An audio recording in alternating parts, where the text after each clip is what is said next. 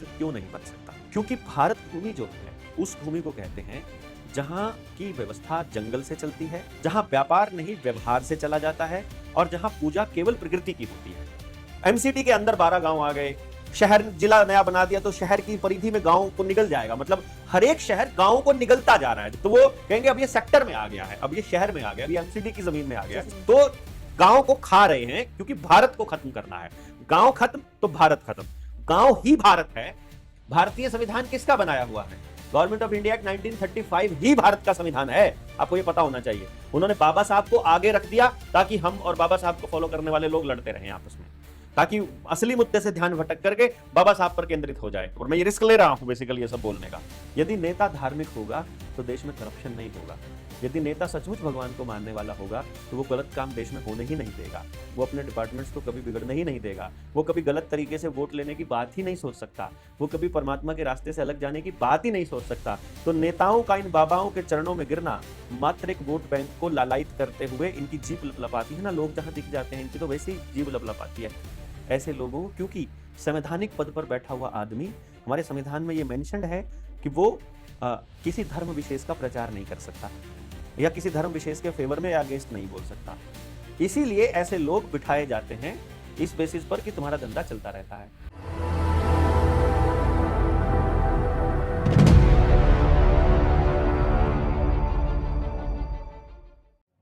जो हरियाणा के एक बहुत फेमस सिंगर है ढांडा नौलीवाला। कुछ सिंगर ऐसे होते हैं जो हमेशा सिस्टम के ऊपर चोट मारते हैं, जो असलियत को जानते हैं, जैसे आप जानते हो कि बोलती मैं बहुत ज्यादा जानता हूँ। तो उन्होंने चोट मारी सिस्टम के ऊपर। और जो भी पाखंडी थे, जो भी भगवाधारी पाखंडी थे, जो भगवा बेच के भगवा पहनकर बहुत ज्यादा गलत काम करते थे, पाखंड करते थे, उनके ऊपर गाना निकाला, चोट मारी। तो बहुत सारे फिर ये बात चल पड़ी, भाई ये तो भगवाधारियों को बोल रहा है, ये तो सनातनियों को बोल रहा है। मतलब उस गाने की लाइन चेंज करवा दी, उस बंदे ने भी चेंज कर दी, लेकिन ये बोला कि मन में तो जो मेरे है वो रहेगा। आप मेरे मन की स्थिति थोड़ी चेंज कर सकते हो, मेरे गाने के बोल चेंज कर सकते हो, लेकिन जो मेरे मन में है वो तो है, और जो रियलिटी है वो सच्चाई है। मतलब पहले बाबाओं का विस्तार होना, फिर उनको दबा देना, फिर उनको उठाना, क्या सिस्टम चल रहा है। और आजकल तो हरियाणा के अंदर दो बाबे और फेमस हो रहे हैं। रामपाल जी तो पहले ही, मतलब अब जो किसानों का साथ देके जब बाढ़ आई थी, तो उसमें किसानों का साथ दिया और उनकी हेल्प करी, कहीं मोटरें वितरित की, कहीं कैसे वितरित की। फिर अब किसानों ने उनको सम्मानित भी किया किसान रत्न से। जो बाबा जी जेल के अंदर हैं किसी मुकदमे के अंदर, उनको किसान रत्न से सम्मानित किया जा रहा है। अब बात आती है कि हास्य वाले बाबा जी हैं। हास्य वाले बाबा जी भी आजकल बहुत ज्यादा प्रचलित हो रहे हैं। मतलब क्या खेल है आपकी दृष्टि से, अगर इनको देखें, क्या है ये खेल? देखो राहुल भाई, मतलब चाहे अभी आप कुछ भी समझेंगे और हमारे देखने वाले भी नाराज हो सकते हैं, बहुत सारे लोग हमारे से। मैं मैं मैं मैं स्टार्टिंग से जानना चाहता हूँ, मैं जब जब इनका खेल शुरू हुआ जो था। आपने जो लाइन शुरू में बोली थी, मैं पहले उसकी बात करूंगा। हम्म। आपने बोला कि ये देश जो है ये हिंदुओं का देश है, हम्म। शुरुआत में ही आपने बोला। ये लाइन आपकी गलत है। हिंदू, संविधान के अनुसार तो सब एक समान है। ना ना, मैं संविधान की बात ही नहीं कर रहा हूँ, मैं बात कर रहा हूँ हिंदू भारतवासी हैं ही नहीं। आपको ये बात समझ में आना चाहिए। क्या बोल रहे हो आप? हाँ, हिंदू भारत के लोग नहीं हैं और ना जो ही, हिंदू धर्म है या हिंदू वासी कर रहे हो आप? मैं कह रहा हूं जो हिंदू पंथ को मानने वाले लोग हैं, हाँ। किसी भी पंथ को मानने वाले लोग, इंसानियत के अलावा, प्रकृति के अलावा किसी को भी अपना भगवान मानने वाले लोग भारत के लोग नहीं हैं, ये आपको पता होना चाहिए। ऐसा मतलब इसके बाकी बारे में सारे विस्तार लोग, से बताओ, वैसे तो मान देखो, मजा नहीं आएगा। 2011 की सुप्रीम कोर्ट की एक जजमेंट है हम्म। जिसमें सुप्रीम कोर्ट ने यह कहा, इस देश के जो असली मालिक हैं वो आदिवासी हैं, जिनकी संख्या 8% है, और बाकी का जो 92% है, चाहे आर्य हैं अपने नाम के पीछे लगाने वाले, चाहे हिंदू लगाते हैं, चाहे मुसलमान लगाते हैं, चाहे ईसाई लगाते हैं, चाहे बौद्ध लगाते हैं, चाहे वो जैन लगाते हैं, चाहे वो मतलब जो भी लोग हैं बाकी इनके अलावा, वो सारे लोग शरणार्थी हैं, बाहर से आए हैं, माइग्रेटेड हैं। ये सुप्रीम कोर्ट का जजमेंट है, मैं नहीं कह रहा हूं। पहली बात तो ये। दूसरी बात, हिंदू धर्म के बारे में जब बातें आई हैं कि हिंदू धर्म इतना पुराना है, भारत उससे भी पुराना है। हम लोगों ने, भारतीय जनता पार्टी की आपने बात करी, भारतीय जनता पार्टी का सारा धंधा पाकिस्तान, मुसलमान और राम, इन 3 नामों पे बड़ा चलता है। पाकिस्तान बना ही 1947 में था, ठीक है। मुसलमानों का जिक्र उसी दौर में आने लगा था, उससे पहले तो हिंदू और मुसलमान इकट्ठे मिलकर लड़ा करते थे। और राम, राम के आने से पहले भी किसी ना किसी को पूछते होंगे इस धरती के लोग, जरूर। ऐसा तो है नहीं कि राम जो है आखिरी था या राम पहला था, राम से पहले भी लोग थे। ये केवल, ये पंथ जो है हिंदू पंथ है, ये केवल एक ऐसा पंथ है जो किसी भगवान का भी बाप होने का मौका आपको दे सकता है। जैसे दशरथ है, राम का भी बाप हो गया, मतलब कि वो अवतार थे, अवतार का बाप हो गया। बाकी कहीं पर ये आपको विवरण नहीं मिलेगा। रही बात दूसरी, जो मैंने कहा था, हिंदू कोई धर्म नहीं है, ये एक पंथ है, ये एक पूजा की पद्धति है खाली, ना कि कोई ये आप लोगों को, हम लोगों को सब झूठ बहका करके और भावनाओं को भड़काने का काम और उस पर राजनीति करने का काम करते हैं। पहले तो ये स्पष्ट आपको होना चाहिए। और भारत, जिसको भारत कहते हैं, वो कभी भी हिंदू राष्ट्र नहीं बन सकता। इसको हिंदू राष्ट्र बनाने की जो बात करते हैं वो फ्रॉड लोग हैं, वो नकली लोग हैं, वो राजनीतिक लोग हैं जो इस तरह की बात करते हैं। क्योंकि हिंदू राष्ट्र ऑलरेडी है, नेपाल जैसा देश हिंदू राष्ट्र है, वहां क्या है, मतलब उनसे बेहतर स्थिति पे तो जो मुस्लिम राष्ट्र है वो है, हिंदू राष्ट्रों से तो बेहतर स्थिति पे है ना, वहां तो मुसलमान नहीं है ना आपको परेशान करने वाले। लेकिन बहरहाल ये तो बात हो जाएगी पंथों की आपस में सांप्रदायिकता की, उस पर तो मैं जाऊंगा नहीं। जो उस बात पर मैं जा रहा था कि भारत हिंदू राष्ट्र क्यों नहीं बन सकता, क्योंकि भारत भूमि जो है उस भूमि को कहते हैं जहां की व्यवस्था जंगल से चलती है, जहां व्यापार नहीं व्यवहार से चला जाता है, और जहां पूजा केवल प्रकृति की होती है। जैसे हमारे गांव में, गांव का जो देवता है वो खेड़ा है, और जो खेत है, जो आदमी का जो देवता है वो उसके पूर्वज हैं, जिनको वो खेत में स्थापित करता है, पितरों के रूप में उनको जाना जाता है। तो किसान का जो देवता है वो उसके पूर्वज हैं, और गांव का जो देवता है वो खेड़ा है, जिसने वो गांव बसाया था। और केवल यही भारत है। जंगल का देवता पेड़ है, सूर्य है, वो उसको मानते हैं, प्रकृति मतलब। इसके अलावा जो शहर में रहने वाला आदमी है वो पंथ को मानने वाला आदमी है। ये मैं अगर भारत की संरचना की बात करूं, तो जब भी कोई व्यक्ति अपने आप को हिंदू कहेगा वो भारतीय नहीं रहेगा। ये सुप्रीम कोर्ट की जजमेंट का एक मैं आपको हवाला दे रहा हूं, और ये प्रकृति के हिसाब से भी, मैं भारत की संरचना के हिसाब से भी बता रहा हूं। इसीलिए भारत को खत्म करना है तो भारत की इस डेफिनेशन को खत्म कर दो। तो इसमें हिंदू भी लगा है, मुसलमान भी लगा है, यानी जो कट्टरपंथी हिंदू है और कट्टरपंथी मुसलमान है वो दोनों इसी काम पे लगे हैं कि भारत के गांव की संरचना और जंगल आधारित अर्थव्यवस्था को तोड़ दो और व्यापार आधारित पूरा समाज बना दो, तो भारत टूट जाएगा।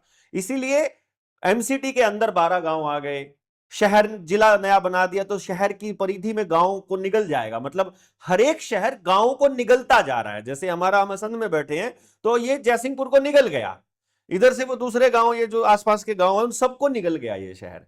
तो वो कहेंगे अब ये सेक्टर में आ गया है, अब ये शहर में आ गया, अब ये एमसीडी की जमीन में आ गया। जैसे चंडीगढ़, चंडीगढ़ के बीच में चंडीगढ़ गांव भी है। आसपास के गांव को, हाँ चंडीगढ़ तो गांव ही था। तो गांव को खा रहे हैं क्योंकि भारत को खत्म करना है। गांव खत्म तो भारत खत्म। गांव ही भारत है, शहर भारतीय अर्थव्यवस्था का हिस्सा नहीं है। एक तो ये समझना है। ये तो मैं आपकी बातों को अगर सहमत हो जाऊं, हाँ एक तरीके से अगर मैं हाँ। आपकी बात से सहमत हो जाऊं, हम्म। तो ये जो चीजें थी ना, एक जमाना ना पहले थी, ना ना ना ना ना बहुत ना जी ना, लेकिन ये जमाना नहीं, जमाना कुछ नहीं काम करेगा। आप जिस व्यवस्था के तहत चल रहे हो वो किसकी बनाई हुई है? आईपीसी किसकी बनाई हुई है? इंडियन पुलिस एक्ट किसका बनाया हुआ है? भारतीय संविधान किसका बनाया हुआ है?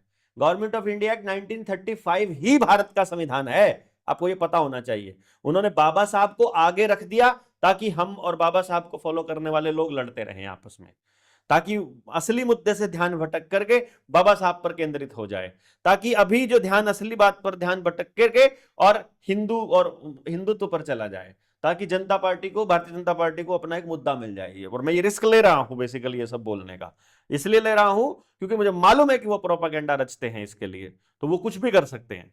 वहां इनके पास वो क्या बोलते हैं इनको, वो गांधी की हत्या किसने की थी? गोडसे। इनके पास गोडसे की कमी नहीं है। बहुत समलैंगिक लोग घूमते हैं इनके बीच में जो सिर्फ मरने का बहाना ढूंढते रहते हैं और मारने का भी, इसलिए मुझे नहीं ये दिक्कत है। मैं जो बात कह रहा था वो ये थी कि जो स्ट्रक्चर है उस स्ट्रक्चर से नहीं भाग सकते आप, चाहे पुरानी हो चाहे नई हो।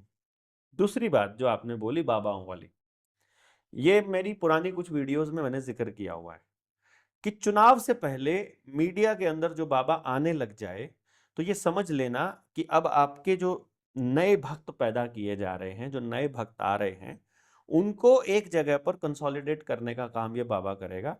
और नेता जब किसी बाबा के चरणों में गिरता है तो वो प्योर प्रोपेगेंडा और नाटक होता है। नेता ऐसे किसी बाबा को ना तो दिल से मानता है, ना ही उनके साथ इनका कोई ऐसा कोई भावनात्मक रिश्ता होता है, और ना ही अ, धर्म नाम की कोई चीज इनमें होती है।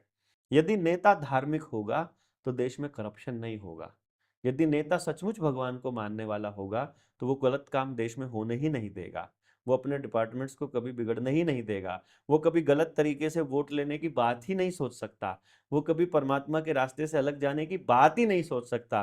तो नेताओं का इन बाबाओं के चरणों में गिरना मात्र एक वोट बैंक को लालायित करते हुए, इनकी जीभ लपलपाती है ना, लोग जहां दिख जाते हैं इनकी तो वैसे ही जीभ लपलपाती है कि हाँ हाँ माल पड़ा है, यहाँ वोट पड़ी है, इन वोटों को देख लो। तो ये काम नेताओं का पुराना है।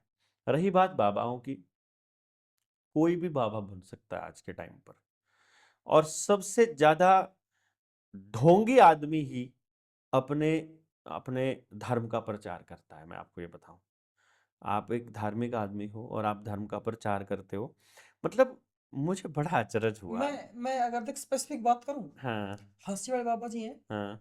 वो इनकम टैक्स डिपार्टमेंट में उनकी गवर्नमेंट नौकरी थी, हम्म और वो गवर्नमेंट नौकरी छोड़ के बाबा बने हैं, और लोगों का पर्चा देखते हैं, जैसे बाबा बागेश्वर देखते हैं ना, ऐसे पर्चा देखते हैं वो कि भाई तेरे अंदर, तुम्हारे घर के अंदर क्या दिक्कत है, तू नौकरी क्यों नहीं लग रहा है, तुम्हारा घर में ये जो हुआ तो ये क्यों हुआ, कुछ मर गया या कोई तुम्हारा पहले पितर है, ऐसा कुछ, मतलब वो देखते हैं, पर्चा बनाते हैं लोगों का।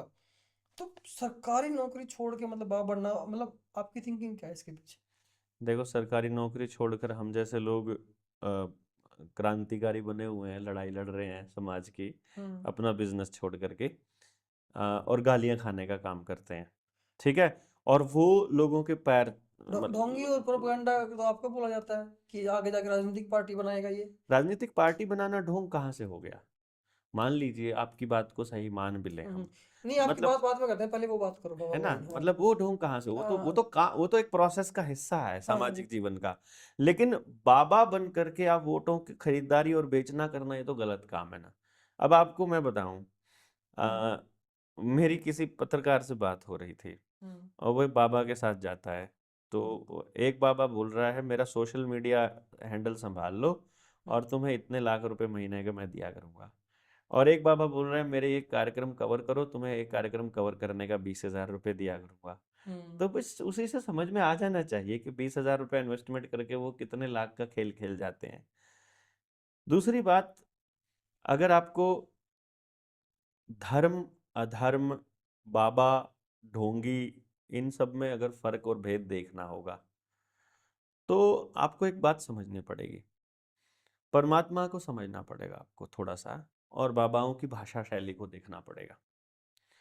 यदि बाबा किसी देवता को अपना टारगेट बना रहा है, कोई बांके बिहारी को ले लेता है, कोई राम को अपना ले लेता है, कोई कहता है मैं तो शिव का भक्त हूं, कोई कह देता है ये भक्ति ना, बेसिकली ये एक व्यक्तिगत टास्क है, ये एक मेरा व्यक्तिगत मसला है। जैसे मैं अपनी पत्नी से कितना प्यार करता हूं, मैं अपने बच्चों से कितना प्यार करता हूं, मैं अपने देश से कितना प्यार करता हूं, वैसे ही मैं किसको मानता हूं और किसकी पूजा करता हूं, ये उतना ही सीक्रेट चीज है। ये मेरे घर में मनाने की चीज है कि मैं घर में किसकी पूजा अर्चना करता हूँ। और इसका मैं कभी भी, सड़क पर हम डिंडोरा नहीं पीटते हैं कि मैं अपनी माँ से इतने प्यार करता हूँ। आपने कभी बोला सड़क पर खड़ा होकर आई लव यू माँ? लेकिन आई लव भारत माता कहते हैं, जो भारत माता की जय बोलने वाले नौटंकियों के लिए बोल रहा हूँ मैं। जब आप सचमुच प्रेम करते हो ना, तो आप शांति से प्रेम करते हो, तब आपको चिल्लाना नहीं पड़ता है। चिल्लाया जाता है बहरों को सुनाने के लिए, या आप अंदर नहीं सोच रहे होते, आपके अंदर नहीं बज रहा होता, जब आपको बाहर नाटक करना होता है तब आपको चिल्लाना पड़ता है। या तो किसी को सुनाना है या आपको दिखाना है, तब चिल्लाना पड़ता है। हम्म। ये प्रेम ऐसा ही होता है।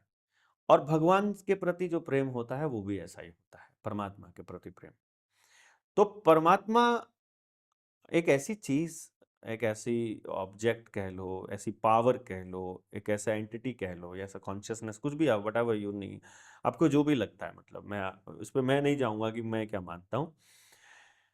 आपने जितने भी ये शब्द बनाए हैं, किसी को भी डिफाइन करना है, मैं आपको राहुल कह रहा हूं तो आपका नाम राहुल है, तो ये जो र है, ये ह है, ये ल है, ये ऊ है और आ है, ये इंसान ने बनाया है सिंबल जो लिखते हैं हम, राहुल। तो इंसान ने शब्द बनाया है और इंसान को परमात्मा ने बनाया है। तो इंसान परमात्मा को कैसे डिफाइन कर सकता है? मान लो ये माइक है, ये इंसान ने बनाया है, तो इंसान तो इसको डिफाइन कर सकता है कि माइक ऐसे काम करता है और इसका मैनुअल ये है। ये माइक तो इंसान को वापस एक्सप्लेन नहीं कर सकता ना, क्योंकि इसकी AI औकात तक नहीं है इंसान को एक्सप्लेन करने की, इसकी लिमिट अपने तक ही सीमित रहेगी। तो इंसान की औकात नहीं है परमात्मा को एक्सप्लेन करने की, क्योंकि उसकी लिमिट इंसान से ऊपर सोच नहीं सकती है। इसको समझना पड़ेगा बहुत आसानी से। तो जो भी व्यक्ति परमात्मा को एक्सप्लेन करने की बात कर रहा है वो ढोंगी है, एक्सप्लेन किया ही नहीं जा सकता। ये प्योर अनुभव का विषय है, प्योरली अनुभव का विषय है, ये कॉन्शियसनेस का विषय है। तो परमात्मा पे बात नहीं की जा सकती जब तक आप परमात्मा को जानते नहीं हो। और जो परमात्मा को जान लेगा वो बात ही नहीं करेगा, वो तो चुप हो जाएगा। उसको तो सभी मिल गया ना, जिसने परमात्मा से बात कर ली या जिसने परमात्मा को जाना, यार उसको दुनिया में और क्या चाहिएगा बताओ? उसको आपको प्रूव करना पड़ेगा कि परमात्मा है कि नहीं। वो आपका सर्टिफिकेट से मानेगा ना, जिसने जो सब सारी दुनिया को मनाने वाली चीज, सारी दुनिया को बनाने वाली, कंट्रोल करने वाली उस चीज से उसका साक्षात्कार हो गया। अब वो आपका सर्टिफिकेट लेने के लिए माइक पर बैठेगा क्या? वो भीड़ को बताएगा क्या कि तुम मानो कि मैं परमात्मा से सीधा कनेक्टेड हूं, कि मैं उसका भक्त हूं? वो सर्टिफिकेट मांगेगा। मैं तो इससे मूर्ख आदमी कोई नहीं मानता। यार सर्टिफिकेट ही लेना है तो बड़ी पावर का लो ना, इसका क्या लेना है? ये तो नीचे एक चैनल चला रहा है राहुल, तो एक देवेंद्र का सर्टिफिकेट लेके क्या करोगे? ये तो अपने जनता सरकार मोर्चा में घूम रहा है भोगता हुआ। तो मेरे आपके सर्टिफिकेट से उसको फर्क पड़ने वाला नहीं है जो परमात्मा से साक्षात्कार कर लेगा। इसलिए जो भी बोल रहा है परमात्मा पर वो झूठ बोल रहा है, क्योंकि सत्य एक ही होगा। अगर सबकी जबान से निकलने वाली चीज एक नहीं है, मान लीजिए 10 आदमी परमात्मा पर बात कर रहे हैं और 10 के 10 की बात अलग अलग है, तो चांस ये है कि 9 तो 100% गारंटी है कि झूठे हैं, 10 के 10 भी झूठे हो सकते हैं। एक ही सच होगा ना, सच के 9 भाग नहीं हो सकते, सच के 2 हिस्से नहीं हो सकते। आधा सच हो सकता है लेकिन सच एक ही होता है। इसलिए अलग अलग बात करने वाले लोगों में से कोई एक सच हो सकता है, बाकी सारे झूठ हैं। तो इसमें से देख लो कौन से बाबा को आपको ठीक लगते हैं, मैं कि कौन सा सच लगता है। अभी जो ना जो भक्ति को मानते हैं और जो जो तुलनात्मक लोग हैं, मैं कमेंट्स पढ़ता रहता हूँ। एक संत है प्रेमानंद जी महाराज। हम्म, लोग जब तुलना करते हैं ना, तो लोग बाबाओं में और संत में तुलना करते हैं कि असली संत जो है वो है, और ये तो सब पाखंडी हैं। ऐसे बहुत सारे कमेंट मैं पढ़ता हूँ बहुत ज्यादा। जो वो संत है प्रेमानंद जी महाराज, वो लोगों में वो बांटते हैं मेरे ख्याल से, जो लोगों को करना चाहिए भक्ति और अपने माता पिता की सेवा, और मतलब ये बस सिर्फ वही सिखाते हैं। वो ये नहीं बोलते मेरी पूजा करो, मैं पर्चा बनाता हूँ, मैं ये देखता हूँ, मैं तुम्हारा भविष्य देख सकता हूँ, ये करता हूँ। वो सिर्फ सिखाते हैं वो। और एक तरफ है वो लोग जो इन बाबाओं को देखो मानते हैं। मेरे मेरे पड़वाओगे सिर, मना पता है। अब प्रेमानंद को क्यों हाईलाइट किया गया है मालूम है आपको? प्रेमानंद को हाईलाइट किया गया है डायलिसिस का प्रचार करने के लिए, कि वो किडनी का पेशेंट है और डायलिसिस होना चाहिए, डायलिसिस से आदमी बच जाता है, इसका डायलिसिस चल रहा है। सिर्फ डायलिसिस का प्रचार करने के लिए और प्राइवेट अस्पतालों की मौज के लिए प्रेमानंद को हाईलाइट किया गया है। मैं आपकी बात ठीक है, से सहमत नहीं हूँ। ना हो, let us agree to be हर एक डिसएग्री। चीज प्रोपेगेंडा नहीं हो सकती। भाई मैं कह रहा हूं, आप हर एक बात बताओ, प्रेमानंद को नहीं पता है कि इतना बड़ा षड्यंत्र चल रहा है देश के अंदर? यार संतों की ड्यूटी नहीं बनती है देश को सच बताए? आप इस बात को कैसे बोल सकते हैं?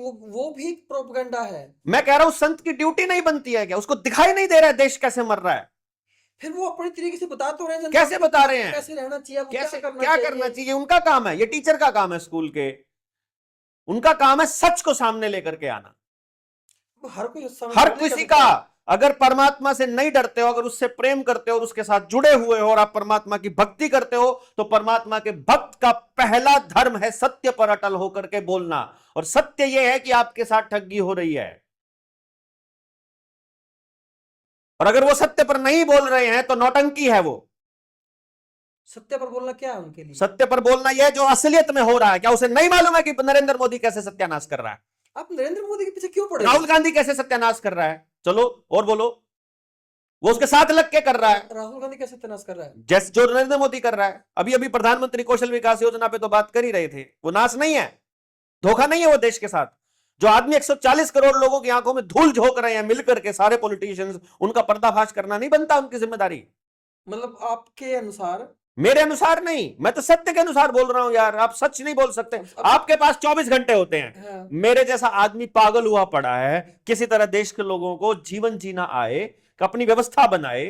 प्रेमानंद महाराज आज तक किसी को यह नहीं बता पाए अपनी व्यवस्था कैसे बनानी है, अंग्रेजों से कैसे मुक्ति पानी है, बैंकिंग सिस्टम कितना फ्रॉड है, ये कितना, ये पूरा मेडिकल माफिया कितना बड़ा फ्रॉड है, नहीं मालूम है उनको? अब सारा काम उन्हीं के ऊपर थोड़ा थोप दिया मैं जाएगा कब कि कह रहा हूं भाई सारा वही काम? सब चीज महीने में एक सिखाएंगे। दिन तो बोल लें, साल में एक दिन तो बोल लें, जिंदगी में एक बार तो बोल दें। मुझे अभी आपके अंदर एक प्रोपेगेंडा नजर आ रहा है बताओ क्या? कि आप हर एक चीज के अंदर बताओ प्रोपेगेंडा ढूंढते हो। यार, मैं ढूंढ दिया मैंने, अब आप इसको काट के दिखाओ। मैं तो ये कह रहा हूँ ना, कहने से 50%। नहीं होगा ना, प्रूफ दो मुझे, मुझे ये बताओ। मैं ये कह रहा हूं देश के साथ ठगी हो रही है, ये आपको भी पता है, ये मुझे भी पता है, देखने वालों को भी पता है, सबको पता है। ये बात अगर प्रेमानंद को नहीं पता है तो वो आंखें नीचे क्यों पड़ा है? आंख खोल ले। और अगर उसे पता है तो वो जानबूझ कर देश की जनता को नहीं बता रहा है। यही बागेश्वर के साथ हो रहा है, वो क्यों नहीं बता रहा? और हरियाणा में कोई भी है यार, जितने भी नौटंकी हैं ये सारे के सारे, जोन से भी हैं, जो देश को सच बताएगा वही असली संत है। सत्य पर अडिग होने वाला आदमी, जो परमात्मा के अलावा किसी से नहीं डरता है, जिसको अपना धंधा चौपट होने का खतरा नहीं है, जिसको अपना आश्रम नहीं बचाना, जिसको अपनी पब्लिक के अच्छे या बुरा लगने से कोई फर्क नहीं पड़ता। मैं ले रहा हूं ना खतरा मोल इनके बारे में बोलने का, मुझे नहीं पड़ता है फर्क, भले ही सड़क पर जाकर के लाठियों मैं से आपको भांजते बताता हैं। हूँ। मैं हास्य वाले बाबा जी हैं, उनका इंटरव्यू करने गया, तो कि उन्होंने बाबा एक जी बात क्या बोली कहती थी। हुई है, तो उन्हें भी बाबा जी को जो बाबा जी मतलब जो भी लगाते हैं, उनका जो भी संज्ञा है वो हास्य वाले बाबा जी के नाम से जाने जाते हैं। तो मैंने उनका इंटरव्यू किया, वो क्या बोलते थे कि जो भी पीरों को मानते हैं वो पाकिस्तान चले जाएं, भाई मेरे यहाँ सिर्फ सिर्फ हिंदू आना चाहिए। तो जो भारत के अंदर जो मुसलमान रहते हैं, जो मुस्लिम समुदाय के लोग रहते हैं, तो क्या वो फिर वो हिंदू नहीं है इन बाबाओं के अकॉर्डिंग? तो हिंदू होने का सर्टिफिकेट कौन देगा भैया? कहाँ से मिलता है ये बताओ पहले तो। हिंदू होने की यूनिवर्सिटी कहाँ है भारत में? कौन डिक्लेयर करेगा हम हिंदू हैं? कैसे जो डिक्लेयर होगा? मैं मान लो, आप अगर मैं हिंदू हो? देखो, अगर मैं अच्छा राम चलो, आप, मैं आपसे पूछता अगर हूँ। मैं राम को मानता हूँ तो मैं हिंदू हूँ। अच्छा, अगर मैं इस्लाम मैं मतलब शिव को मानता हूँ कुरान तो? को मानता हूँ मैं तो शिव को मुसलमान मानता हूँ। हूँ तो? है शिव को मानता हूँ तो? वो हिंदू है। अच्छा, कृष्ण को मानता होगा तो? हिंदू है। परमात्मा को मानता होगा तो? हिंदू है। अगर कुरान वाला परमात्मा और हिंदुओं वाला परमात्मा अलग अलग है? फिर ये तो मुद्दा ही है ना देश के अंदर। ना ना ना ना, ये तो मुद्दा ही है। मैं ही कह रहा हूँ उनका परमात्मा और हमारा परमात्मा अलग अलग है। ये तो मुद्दा ही है ना देश के अंदर। यार, हिंदू और मुसलमान केवल पूजा करने की एक पद्धति मात्र है, हाँ, परमात्मा सबका एक ही है। ये सब बोलते हैं, ठीक ऐसा है, मेरा भी मानना है। ठीक है ना? ऐसा मेरा मानना है है। ना? तो फिर ये हिंदू होने का सर्टिफिकेट देने वाला वो बाबा कौन होता है, हाँसी वाला कौन होता है वो? वो कहता है कि तुम पीरों को मत मानो, तुम अगर आपको आपके कष्ट मिटवाने हैं, जो आपके कष्ट हैं, लेकिन अगर आप पीरों को मानते हो तो मैं आपका कष्ट नहीं मिट सकता। मेरा कष्ट है हाँ। कि ये सरकार लोगों को धोखा दे करके हमारे स्कूलों को बंद कर रही है। हाँसी वाला बाबा या प्रेमानंद या वो बागेश्वर वाला, कोई एक इन स्कूलों को बिकने से बचा दे बस। मेरे देश की शिक्षा व्यवस्था ठीक कर दे, भारत के लिए शिक्षा व्यवस्था बना दे। है कोई बाबा गारंटी लेने वाला? कोई एक बाबा, किसी का भगवान है कोई? क्यों लेगा वो? क्यों नहीं लेगा यार? सबके कष्ट मिटा रहा है, मेरे नहीं मिटा सकता वो? वो सिलेक्टिव होता है। अच्छा, मतलब इसका मतलब प्लान करके आते हैं, सिलेक्टिव होता है तो? मैं कह दूंगा हिंदू हूं, हम्म, सर्टिफिकेट कागज पे लिख के भी दे दूंगा, फिर हम्म, मिटा दे। आप जाओ उनके पास। मैं क्यों जाऊं, मिटा दे, मेरे यहीं से बैठ के मिटा दे। नहीं, वो देखेगा ना आपके हाथ में क्या कौन सी रेखा कैसे क्या है। ओह, चलो, कोई तो जाएगा वहां उनसे पूछने के लिए कि मेरे ये कष्ट मिटा दो भाई। हम्म। या उनको ही दिख जाए, क्या पता। अगर उन इतनी बड़ी सेटिंग है उनकी परमात्मा के साथ दुख मिटाने वाली, तो वो देश के लोगों का, इतने लाखों अच्छा, लाखों अब करोड़ों आप मेरे को बच्चों ये का बताओ। भविष्य बर्बाद होते हुए बचा अब लें। आप मेरे को ये बताओ, कोई एक पर्सन है और उसको लाखों लोग मानते हैं, बाबा रामपाल है जैसे। अब वो किसी मुकदमे के अंदर जेल में बंद है। अगर संविधान के अनुसार देखें तो वो मुजरिम है, अगर किसी केस के अंदर सजा काट रहा है। और लोग उसको सम्मानित कर रहे हैं किसान रत्न से, क्योंकि उन्होंने किसानों की सेवा करी। जब बाढ़ आई तो उन्होंने उनकी सेवा करी कि कहीं पानी निकलवा दिया, कहीं मोटरें दे दी। अब लोगों के पास भी दो ऑप्शन हो गई। अगर संविधान के अकॉर्डिंग मान के चलें तो वो मुजरिम को रत्न, किसान रत्न दे रहे हैं, सम्मानित कर रहे हैं। अगर तो वो इंसान को माने तो इंसान ने उनकी सेवा करी है तो उन्होंने एक तो सिलेक्शन सबसे दे पहले दिया। देखो, इसमें राहुल भाई आपको जो समझना पड़ेगा वो ये कि जिन लोगों ने उनको सम्मानित किया है, हम्म। उनको आप किसान नहीं कह सकते, ठीक है ना। हम्म। क्योंकि किसानी की ठेकेदारी किसी एक संगठन या एक ग्रुप या कुछ चुनिंदा लोगों ने नहीं ले रखी है, पहली बात तो ये। ना ही आप उनको लोग कह सकते, कुछ लोग कह सकते हैं, कुछ लोगों ने उनको सम्मानित किया, ऐसा बोल सकते हो। लोग नहीं है, मैं भी लोगों में आता हूं, अदरवाइज मैं भी देश की जनता में आता हूं। तीसरी बात, संविधान में तो हमेशा से ही जहां सरकारों को सूट नहीं करता है, जहां सत्ताधारियों को सूट नहीं करता है, उसी को जेल में भेजने का प्रोविजन है। इसलिए संविधान के हिसाब से अगर किसी को सजा हुई है और अगर पुलिस ने वहां सबूत प्लांट करे हो या कुछ भी किया हो, तो मैं उसको भी पूरी तरह से नहीं मानता हूं, ठीक है भाई। मेरे साथ तो हुआ है, मेरे साथ तो बीती है। मैंने किसी पुलिस वाले के साथ बदतमीजी नहीं की थी, लेकिन मेरे ऊपर मुकदमा चल रहा है कि तुमने सरकारी अधिकारी के ऊपर हाथ उठाया। मेरे खिलाफ कोई कंप्लेंट नहीं थी, लेकिन पुलिस वालों ने उल्टा लटका करके मुझे पीटा, मेरे 5 साथियों समेत, मुझे 6 साथी थे हम लोग, हम सबको उल्टा लटका के पीटा। मेरे साथ तो ये हो चुका है, इसलिए मुझे मालूम है। रही बात उनको परमात्मा की संज्ञा देने की, और दूसरी बात, देखो, बाढ़ आई थी, उन्होंने मोटर पंप पाइपें और समाज को बचाने का काम किया। ये तो मैं समझता हूं हर सामर्थ्यवान व्यक्ति को करना चाहिए। जिनके पास इतनी मैन पावर हो, जिनके पास इतना पैसा हो, उन सब लोगों को ये करना चाहिए। लेकिन इस बढ़ती हुई शिक्षा व्यवस्था के ऊपर बाबा संत रामपाल जी भी नहीं बोले भाई। इस मतलब पूरे गेम के ऊपर वो, हाँ, भ्रष्टाचार के ऊपर बोले हैं, वो खुलकर बोले हैं, मुझे पता है। लेकिन इस शिक्षा व्यवस्था पर वो भी नहीं बोले हैं। और मुझे दिक्कत कहाँ आ जाती है, जहां पर व्यक्ति खुद को परमात्मा तत्वदर्शी कहने लग जाए, वहां प्रॉब्लम आ जाती है मुझे। दूसरे लोग कहते हैं वो बात अलग है, लेकिन आप पूरा एक मैनेज्ड एक कैंपेन चलाते हो इसके ऊपर, वहां पर दिक्कत आ जाती है। अभी इसी चीज को समझते हुए मेरे को एक चीज और मेरे बैठे बैठे दिमाग में ये आई हम्म। कि अगर ये काम सरकार करती, यानी कि नायब सीएम हमारे नायब सिंह सैनी करते, लोगों को मोटरें बांट देते, लोगों को मतलब जो जो काम रामपाल ने किया है वो अगर सीएम साहब कर देते, तो क्या जो वो लोग हैं वो सीएम को भी ऐसे ही किसान रत्न देकर सम्मानित करते? मैं वही तो कह रहा हूँ ना, ये इससे कोई भगवान नहीं बनता है ना।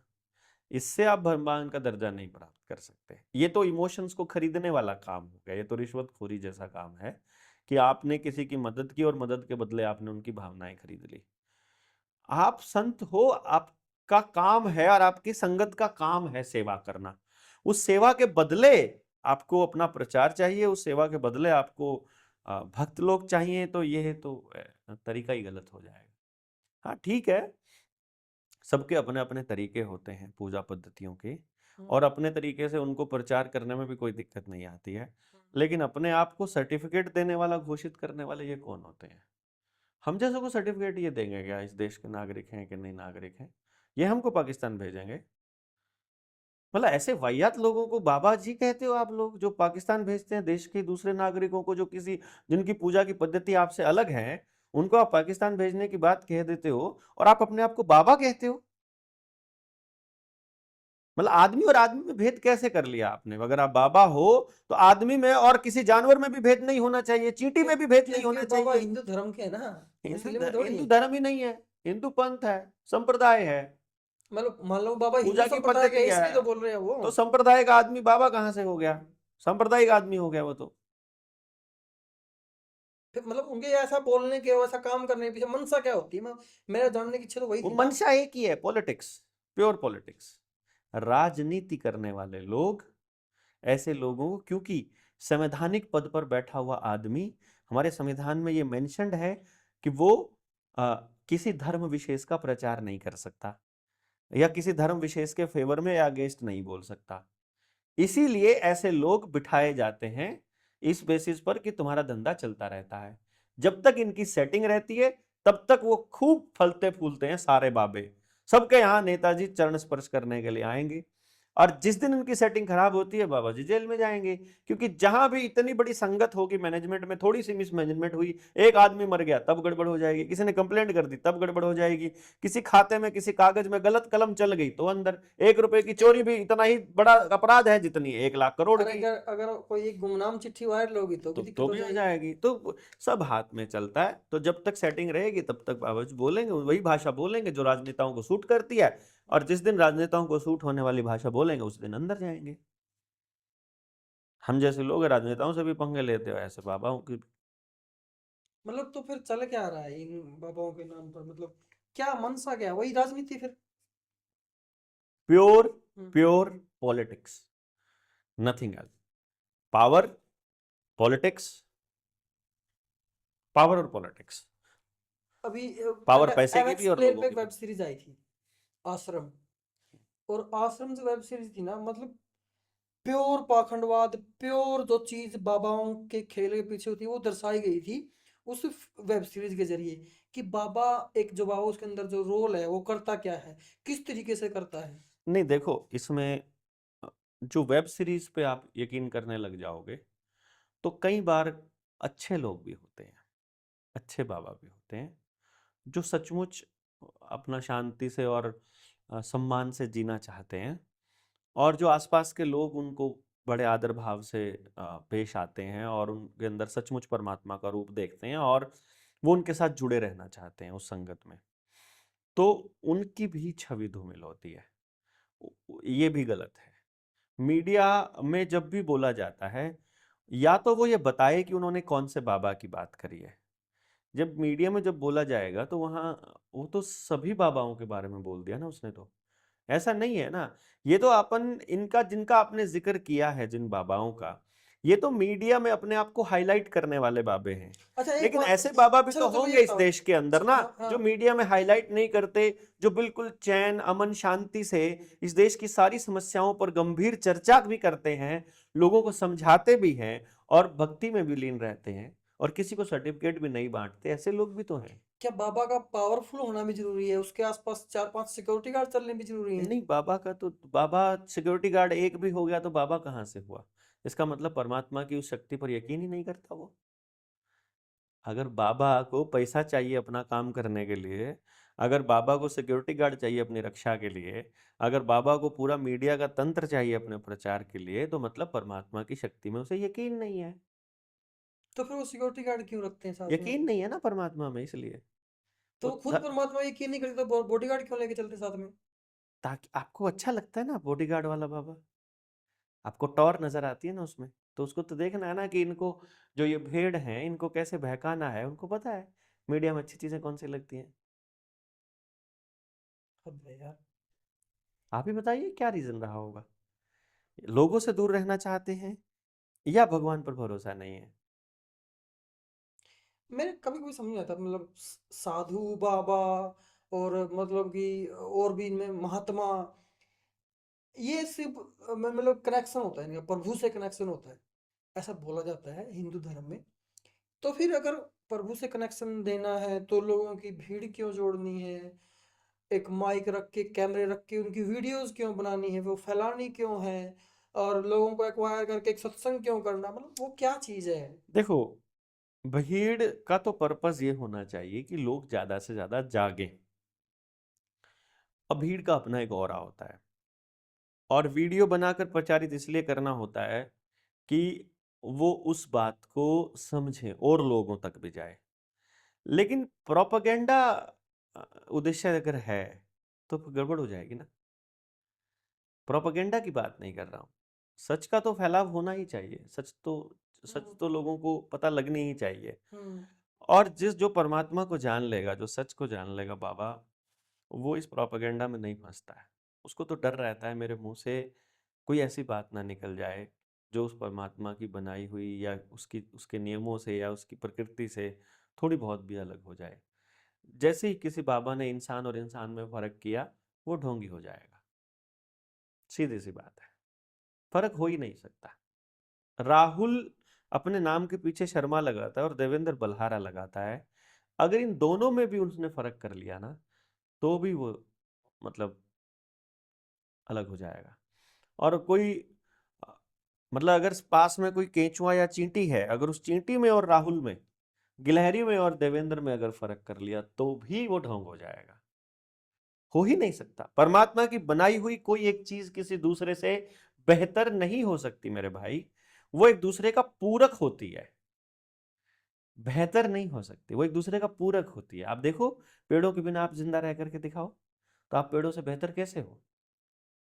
आप पशु पक्षियों के बिना रह करके दिखाओ, मधुमक्खी खत्म हो जाएगी ना, उस दिन अस्तित्व खत्म हो जाएगा इंसान का। ऐसे कैसे? मधुमक्खी का काम है पोलिनेशन, मतलब बीजों को इधर से उधर लेकर के जाना। जितने भी प्लांट के ऊपर जितने भी मतलब वो होते हैं ना, फल आते हैं, जो भी फसल होती है, बिना मधुमक्खी के पॉसिबल नहीं है। परागकण जिनको बोलते हाँ, हैं।